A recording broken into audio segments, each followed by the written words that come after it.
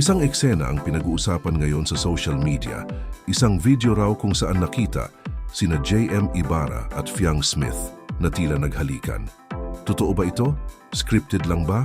O baka may namamagitan na sa kanila behind the scenes? Tara't alamin natin ang buong istorya. Kung bakit naging usap-usapan ang di umano'y kissing scene nila. Sa ilang netizens, ang eksena ay mula sa isang bagong proyekto na hindi pa inilalabas sa mainstream media. Ang ilan naman, nagsasabing behind the scenes raw ito mula sa isang vlog or social media content. Pero hanggang ngayon, wala pang opisyal na pahayag mula sa kampo ni na JM at Fiang. Sa ngayon, puro haka-haka pa lamang ang meron tayo. Pero kung totoo nga ang nakita sa video, isang bagay ang malinaw, epektibo ang chemistry nila sa screen. Kung isa kang fan ni JM Ibarra o Fiang Smith, ano sa tingin mo? Kilig moment lang ba ito o simula ng bagong love team? I-comment mo sa baba ang opinion mo.